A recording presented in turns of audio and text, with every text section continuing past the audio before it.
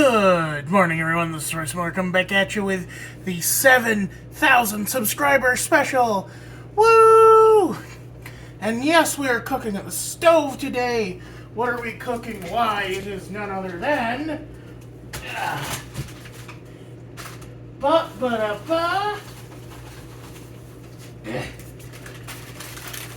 T-bone steaks. Holy cow.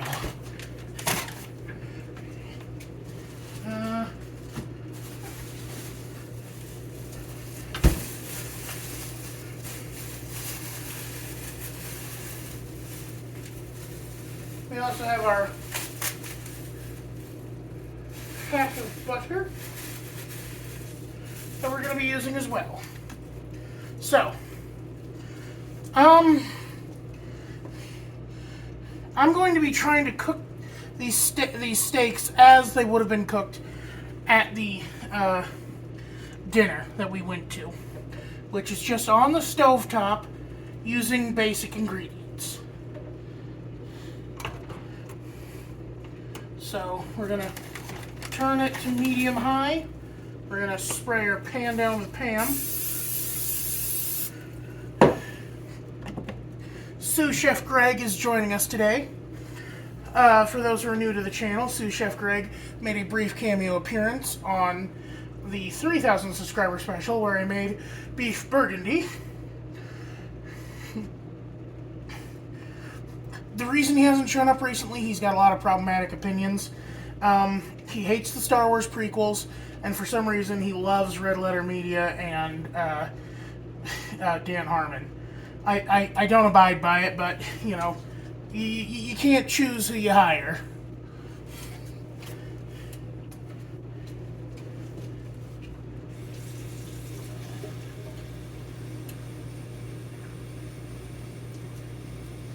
Sorry, just getting a cup of water.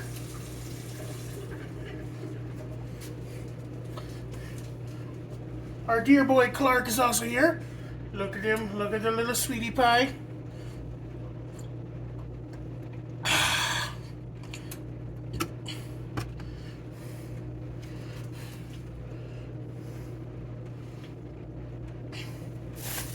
Now, you're supposed to like rest steaks before you cook them, but these steaks have been resting for quite a while.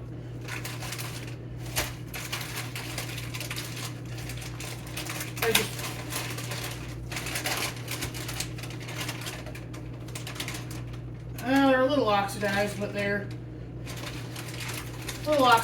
still good. Look at that big honking boy. His brother is a little smaller.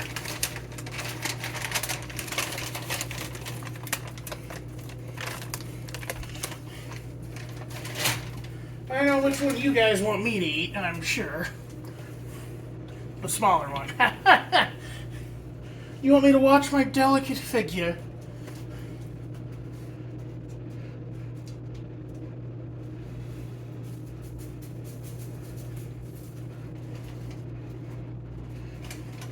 Good Lord, this T-bone looks like the New York strip part was completely taken out. Or is that the other part? I don't know. Like from oh, she's ready. Let's turn on our fan here.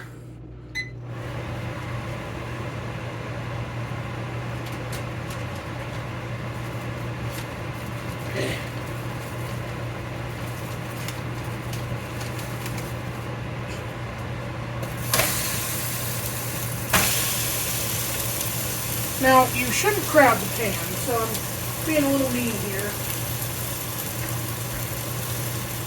This is the way we wash our hands. Wash our hands. Wash our hands. This is the way we wash our hands all through the day.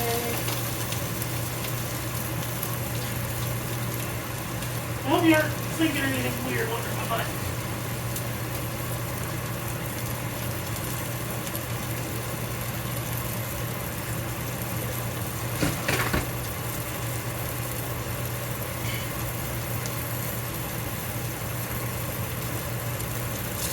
Isn't that gorgeous? I already made the baked potatoes. They're over here.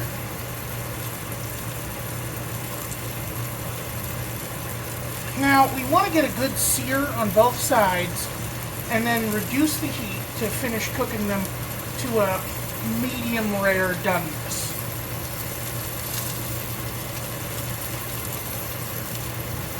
And we have our secret ingredient for when that happens. In fact, I'm pretty sure that this is the same recipe, or the same place and ingredients that the American Legion got their stuff from when they would make it, when we'd go to the Legion Hall for it in Glenwood. Oh, good.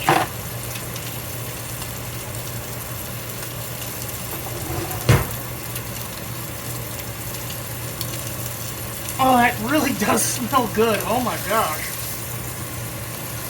Now, I'm not a big bone-in steak guy. Like, I like my meat as divorced from the whole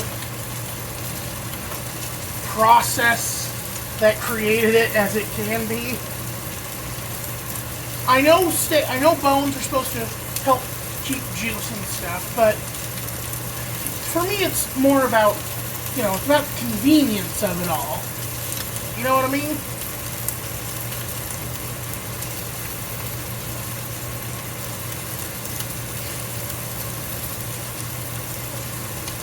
Now we're going very light on the seasoning with the steak here, because I remember the seasoning being very light on the steaks. I get it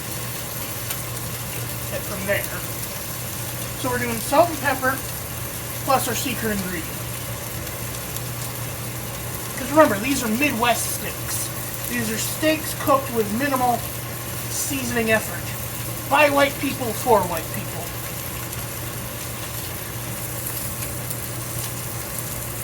What do you think? I think you can use a little more.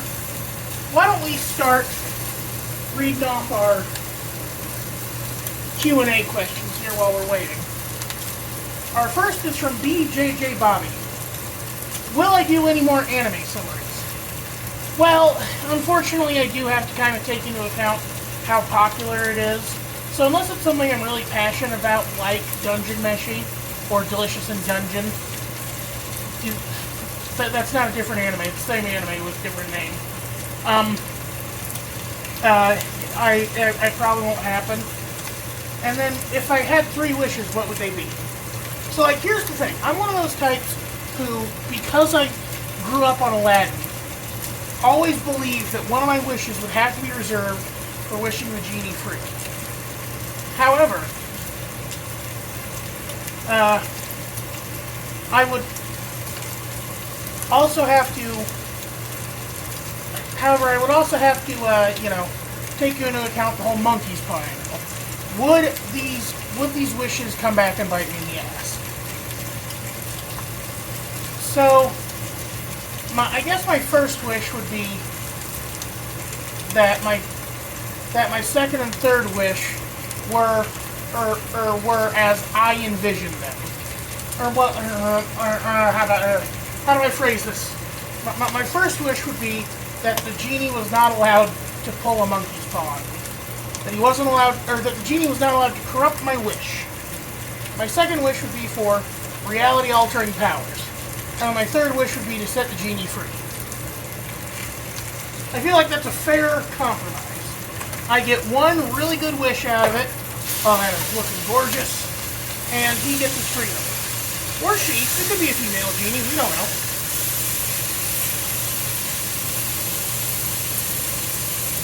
And then JPTV6IQ. What would I have for a superhero costume? And do I know any Aussie lingo? I don't know much Aussie lingo. Obviously you have the very famous calling the bathroom the loo.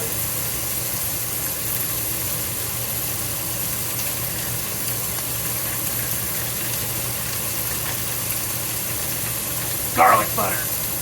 These things had garlic butter on them. And now we pop them on top like they did, and we reduce our heat to medium.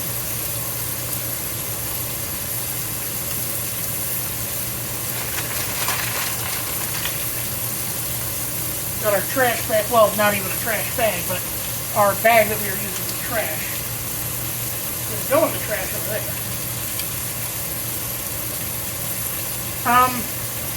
So I don't know much like actual, real Aussie lingo, but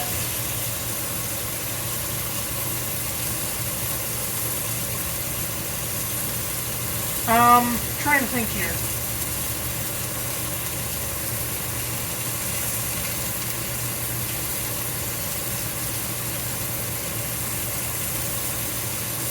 Oh yeah, and I can't forget to salt and pepper this side too. We're not using much seasoning, but we should at least use what we have.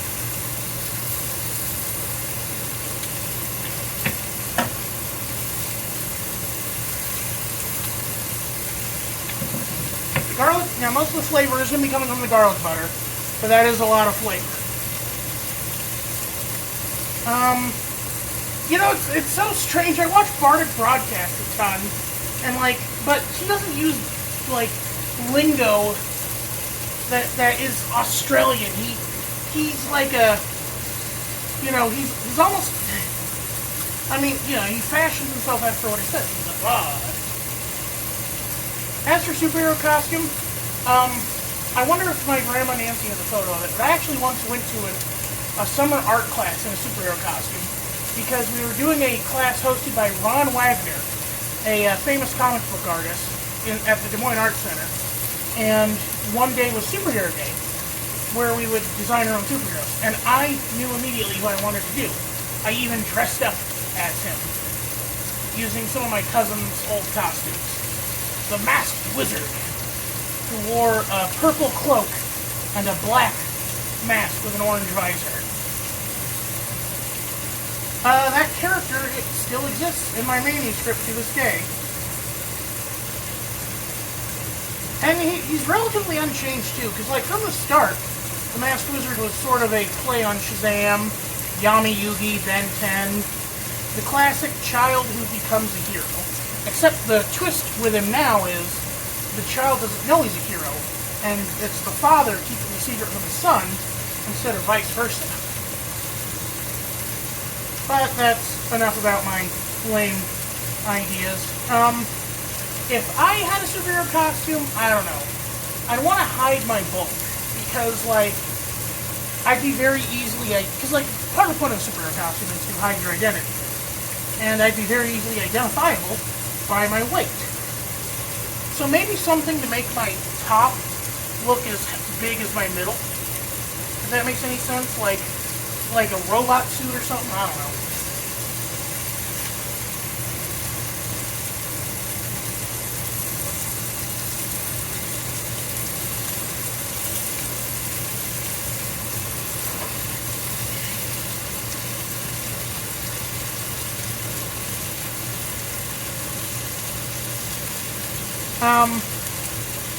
Next up we have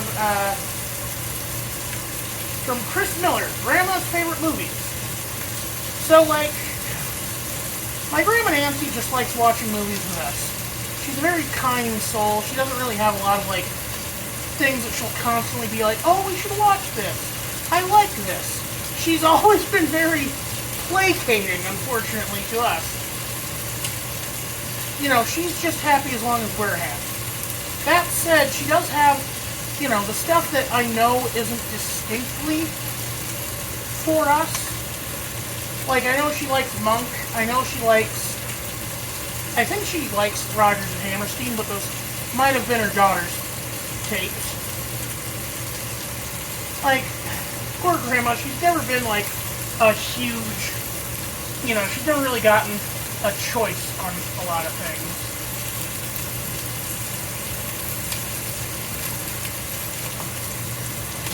Hey. Oh, that's looking beautiful too.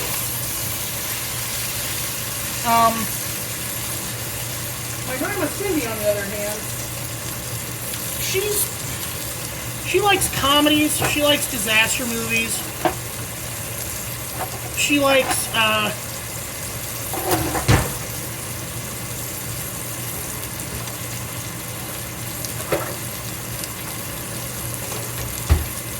she likes zombie movies. You know, she likes mysteries sometimes.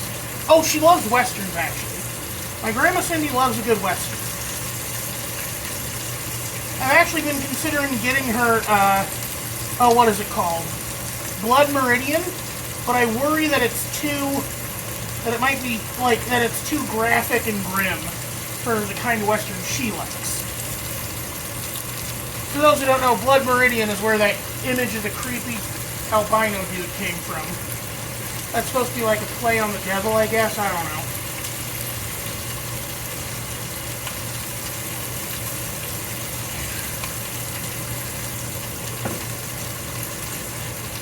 But she also loves the works of Mel Brooks. She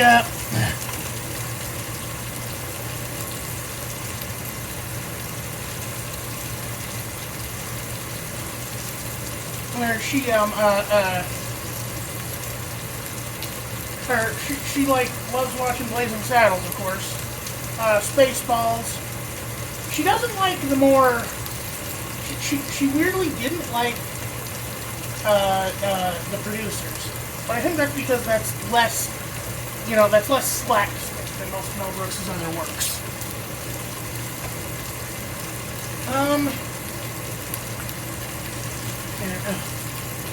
Well, I think it's time to end this video.